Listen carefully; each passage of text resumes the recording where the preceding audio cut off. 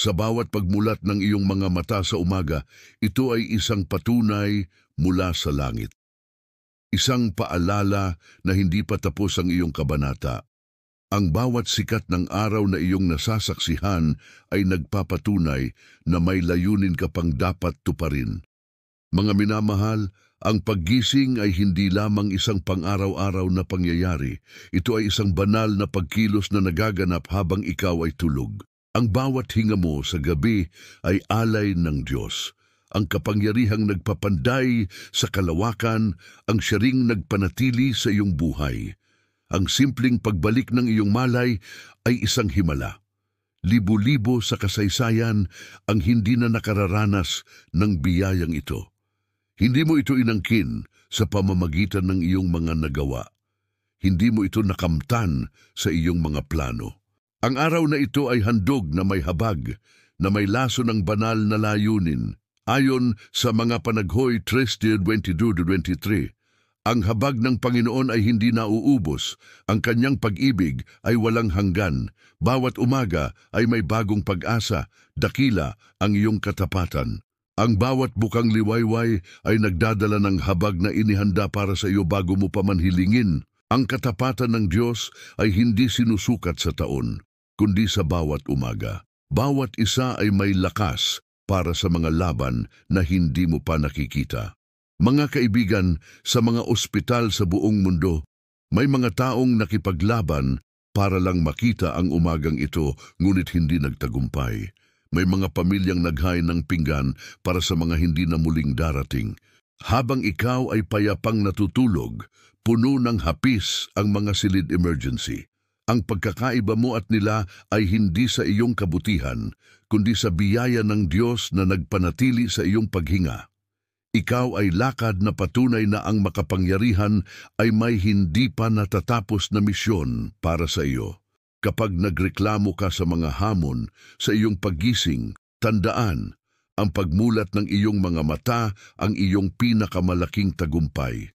Nais ng kaaway na putulin ang iyong kwento, ngunit pinalawig ng Diyos ang iyong panahon. Ang iyong unang hininga sa umaga ay pagkatalo ng kadiliman. Bago mo alalahanin ang iyong mga kakulangan, ipagbunyi ang iyong mga taglay, buhay, hininga, pagkakataon, at isa pang paglubog ng araw na iginuhit para sa iyo. Ngayon, ibabahagi ko kung paano nagbabago ang iyong buhay kapag nagpasalamat ka sa Diyos sa umaga. Mula sa pagiging tagaligtas, magiging buhay kang puno ng layunin. Ang lakas ng pasasalamat sa umaga, ang pasasalamat sa umaga ay naghahanda sa iyo para sa mga banal na pagkikita sa maghapon. Ang paraan ng iyong pag-uumpisa ay naglalatag ng kapaligirang espiritual na aapekto sa iyong buong araw. Kapag ang pasasalamat ang iyong unang salita, inaanyayahan mo ang presensya ng Diyos. Pumapasok siya sa iyong kalagayan bago pa dumarating ang mga pagsubok. Nauunawaan ito ng salmista nang isulat niya, "Pakinggan mo ang aking mga panalangin o Panginoon. Sa umaga, idudulog ko sa iyo ang aking pagsamo at maghihintay ako." Awit 5:1-3. Hindi naghintay si David na malutas ang kanyang mga suliranin. Tumingala siya bago tumingin sa kanyang paligid. Ang iyong pasasalamat ay nakasalalay hindi sa iyong kalagayan, kundi sa karakter ng Diyos na hindi nagbabago. Ang pagkilala sa Diyos sa umaga ay pagpapahayag na siya ay totoo kaysa sa iyong mga problema. Ito ay pakikidigma sa espiritual. Ang pasasalamat ang iyong sandata. Ayon sa awit 92:1-2, mainam ang magpasalamat sa Panginoon. Ipahayag ang iyong pag-ibig sa umaga. Ang pagpapahayag ng kanyang kabutihan bago mo ito makita ay isang kalasag laban sa mga planong sumira sa iyong kapayapaan. Isipin si Gideon, Hukom 7. Sa tulong ng 300 lalaki, pinaghiwa-hiwalay niya ang mga ito at binigyan ng trumpeta at pitser na may ilaw. Sa tamang oras, umihip sila ng trumpeta, sinira ang mga pitser at sumigaw ng papuri. Nagulo ang kaaway at nagpatayan. Nanalo ang Israel ng walang labanan. Ang kanilang pagsamba ang naging sandata. Ganoon din ang iyong pasasalamat sa umaga. Naglalabas ito ng makalangit na pagkilos. Nililikha mo ang kapaligiran kung saan posible ang mga himala.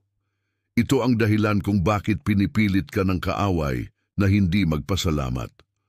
Ang isang mananampalatayang nagsisimula sa papuri ay mapanganib na sandata.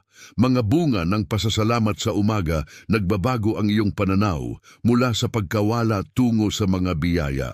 Sa halip na sa mga bayarin at kabiguan, nagagunita mo ang iyong pagkakakilanlan bilang anak ng Diyos. Pinoprotektahan ang iyong isipan kapag puno ng pasasalamat ang iyong isip, walang puwang para sa pangamba. Hindi maaaring magkasabay ang pagkatakot at pagpapasalamat. Nagtatatlo ng pamana. Ang mga batang nakaririnig ng pasasalamat ay natututong mamuhay ng may kasiyahan. Ang mag-asawang nananalangin ng magkasama ay nagtatayo ng matibay na pundasyon. Naglilinang ng pamilyaridad sa Diyos. Kapag nagsisimula ka sa Kanyang presensya, natututo kang makilala ang Kanyang tinig sa buong araw. Hindi siya dapat maging emergency contact, kundi unang takbuhan, saksi sa hindi nakikita. Ang iyong taimtim na papuri ay nakikita ng mga anghel at naririnig ng mga demonyo. Ipinakikita nito na hindi ka madaling masiraan ng loob. Ibinabalik ang orihinal na layunin bago ang kasalanan. Naglalakad si Adan kasama ng Diyos. Ang pasasalamat sa umaga ay pagpapanumbalik ng ugnayang iyon. Panalangin ng pagpapasalamat, Ama, naming makapangyarihan, pinupuri ka namin. Ikaw ang hari ng mga hari at Panginoon ng mga Panginoon. Pinasasalamatan ka namin sa paggising, sa bawat hininga at sa pagkakataong makapaglingkod. Patawarin mo po ako sa aking mga pagkakasala. Tulungan mo akong magpatawad sa mga nagkasala sa akin.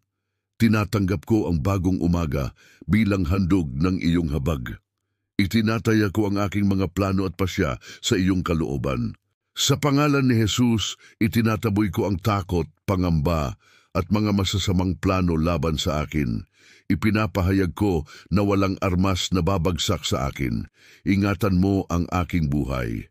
Ipagkaloob mo ang iyong pagpapagaling sa aking katawan, isipan at espiritu. Pagtibayin mo ang aking mga relasyon. Bigyan mo ako ng tagumpay sa aking mga pinansyal na pangangailangan. Idinadalangin ko rin ng aking mga mahal sa buhay. Pagpalain mo sila at ingatan. Pinasasalamatan ka namin sa iyong katapatan. Sa makapangyarihang pangalan ni Jesus. Amen.